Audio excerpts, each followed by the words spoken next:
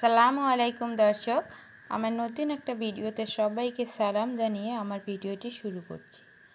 আশা রাখছি সবাই ভালো আছেন। আল্লাহ তাআলার রহমতে আমরাও ভালো আছি। আজকে আমার মেয়েকে আমি যে খিচুড়িটি রান্না করে খাইয়েছি সেটা তোমাদের সঙ্গে শেয়ার করব। তো প্রথমে আমি এখানে কিছুটা পরিমাণে চাল এবং মসুর ডাল ভিজিয়ে রেখেছি, সেটা ধুয়ে দিয়ে দিলাম। এখন দিয়ে দিচ্ছি পেঁপে। আমি এখানে পাকা পেঁপেটা নিয়েছি বাঁধাকপি। এরপর দিয়ে দিচ্ছি সামান্য পরিমাণে আদা রসুনের পেস্ট, দিয়ে দিলাম দুটো এলাচ, এক টুকরো দারুচিনি, এরপর স্বাদ মতো লবণ এবং হলুদ গুঁড়ো। এখন প্রয়োজন মতো পানি দিয়ে এগুলোকে আমি সেদ্ধ করে নেব। যেহেতু রান্নাটা প্রেসার কুকারে করব তাই অল্প পানিতে আমার সেদ্ধ হয়ে যাবে, তাই প্রেসার কুকারের ঢাকনাটা বন্ধ করে এখন এটাকে আমি সেদ্ধ করে নেব। আমি এখানে যে সবজিগুলো ব্যবহার করেছি তোমাদের যে সেই সবজিগুলোই নিতে হবে এমনটা নয়, তোমাদের হাতের পাশে যে সবজি থাকবে তোমরা সেই সবজিগুলো দিয়েই কিন্তু রান্নাটা করতে পারো। শীতকালে যেমন সিম থাকে, মটরশুঁটি থাকে, গাজর, টমেটো, এগুলো দিয়েও কিন্তু খিচুড়ি করতে পারো বাচ্চাদের। আমার বাড়িতে আজকে এই দুটোই সবজি ছিল, আমি সেগুলো দিয়েই খিচুড়িটা করলাম। সেদ্ধ করে নেওয়া হয়ে গেছে। এখন একটা আলু ম্যাশার দিয়ে ভালো করে খিচুড়িগুলোকে ম্যাশ করে নিচ্ছি।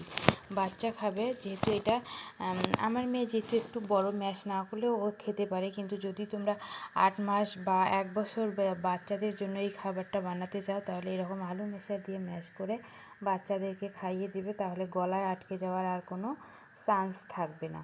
তবে মিক্সচারে পেস্ট করে খাওয়ানোর অভ্যাসটা বাচ্চাদেরকে না করাই ভালো। মিক্সচারে পেস্ট করার আগে আমি বলে দেবো, এরকম একটা আলু মেশার বা একটা বড় ছাঁকনি দিয়ে পেস্ট করে কিন্তু ছাঁকনিতে করে ছেঁকে নিয়ে খাইয়ে দিলে বাচ্চারা সুন্দরভাবে খেতে পারবে।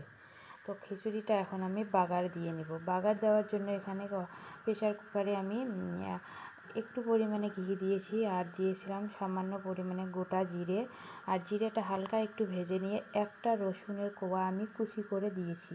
এখন খিচুড়িটা ঢেলে দিলাম। খিচুড়িটাকে আর একটু পুষ্টিগুণ করার জন্য বা আর একটু টেস্টি করার জন্য এখানে দিয়ে দিব একটা সেদ্ধ ডিম।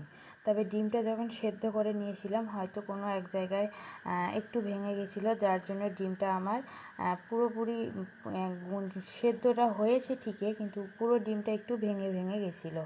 তো তবুও আমি পুরো ডিমটাই এখানে একটা গ্রেটারের সাহায্যে ভালো করে গ্রেট করে দেবো, এতে করে বাচ্চার গলায়ও আটকে যাবে না। আর যদি কোনো বাচ্চা ডিম খেতে না চায়, এরকমভাবে যদি খিচুড়ির মধ্যে গ্রেটার দিয়ে গ্রেট করে খাওয়াও তাহলে কিন্তু খিচুড়ির সঙ্গে ডিমটা একদম মিশে যাবে, আর বাচ্চা টেরও পাবে না। খুব সুন্দরভাবে খিচুড়িটাও খেতে পারবে এবং ডিমটাও খেয়ে নেবে।